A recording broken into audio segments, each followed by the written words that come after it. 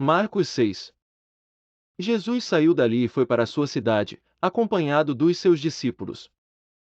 Quando chegou o sábado, começou a ensinar na sinagoga, e muitos dos que o ouviam ficavam admirados. De onde lhe vêm estas coisas? Perguntavam eles. Que sabedoria é esta que lhe foi dada? E estes milagres que ele faz? Não é este o carpinteiro, filho de Maria e irmão de Tiago, José, Judas e Simão? Não estão aqui conosco as suas irmãs? E ficavam escandalizados por causa dele. Jesus lhes disse: só em sua própria terra, entre seus parentes e em sua própria casa, é que um profeta não tem honra. E não pôde fazer ali nenhum milagre, exceto impor as mãos sobre alguns doentes e curá-los.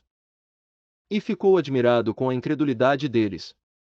Então Jesus passou a percorrer os povoados, ensinando.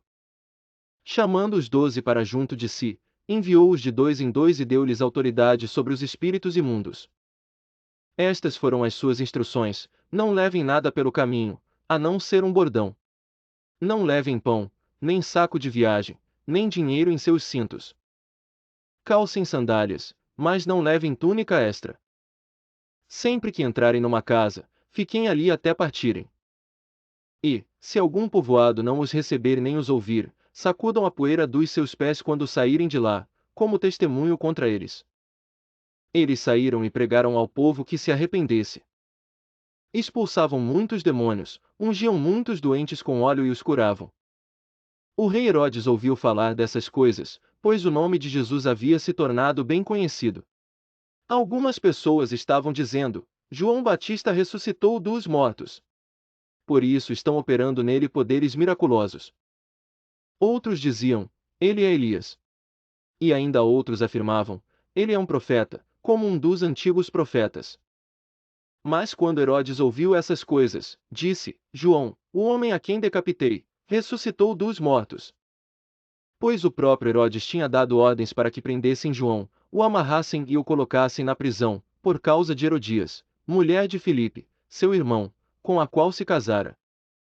Porquanto João dizia a Herodes: não te é permitido viver com a mulher do teu irmão.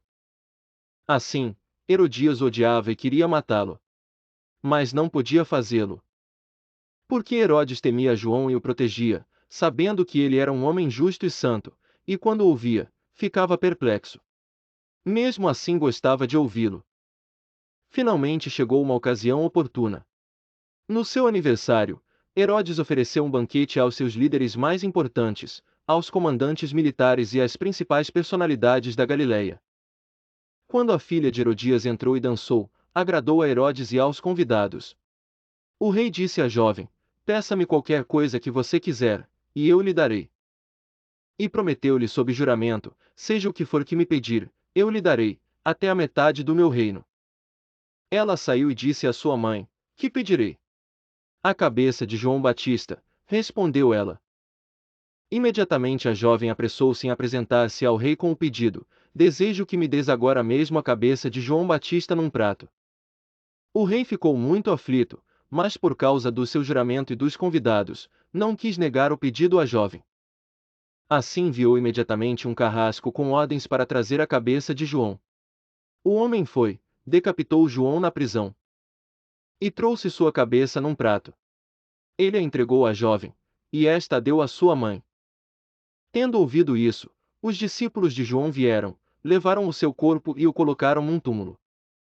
Os apóstolos reuniram-se a Jesus e lhe relataram tudo o que tinham feito e ensinado. Havia muita gente indo e vindo, a ponto de eles não terem tempo para comer. Jesus lhes disse: venham comigo para um lugar deserto e descansem um pouco. Assim, eles se afastaram num barco para um lugar deserto. Mas muitos dos que os viram retirar-se, tendo-os reconhecido, correram a pé de todas as cidades e chegaram lá antes deles. Quando Jesus saiu do barco e viu uma grande multidão, teve compaixão deles, porque eram como ovelhas sem pastor. Então começou a ensinar-lhes muitas coisas. Já era tarde, e por isso, os seus discípulos aproximaram-se dele e disseram: este é um lugar deserto, e já é tarde. Manda embora o povo para que possa ir aos campos e povoados vizinhos comprar algo para comer. Ele, porém, respondeu: deem-lhes vocês algo para comer. Eles lhe disseram: isto exigiria 200 denários. Devemos gastar tanto dinheiro em pão e dar-lhes de comer. Perguntou ele: quantos pães vocês têm? Verifiquem. Quando ficaram sabendo, disseram: 5 pães e 2 peixes. Então Jesus ordenou que fizessem todo o povo assentar-se em grupos na grama verde. Assim, eles se assentaram em grupos de 100 e de 50. Tomando os 5 pães e os 2 peixes e, olhando para o céu, deu graças e partiu os pães. Em seguida, entregou-os aos seus discípulos para que os servissem ao povo. E também dividiu os 2 peixes entre todos eles. Todos comeram e ficaram satisfeitos. E os discípulos recolheram 12 cestos cheios de pedaços de pão e de peixe. Os que comeram foram 5.000 homens. Logo em seguida, Jesus insistiu com os discípulos para que entrassem no barco e fossem adiante dele para Betsaida, enquanto ele despedia a multidão. Tendo-a despedido, subiu a um monte para orar.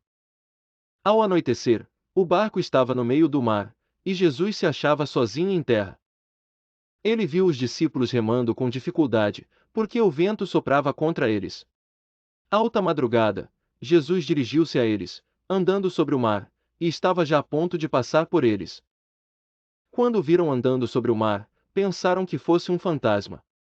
Então gritaram, pois todos o tinham visto, e ficam aterrorizados. Mas Jesus imediatamente lhes disse: coragem! Sou eu! Não tenham medo! Então subiu no barco para junto deles, e o vento se acalmou, e eles ficaram atônitos, pois não tinham entendido o milagre dos pães.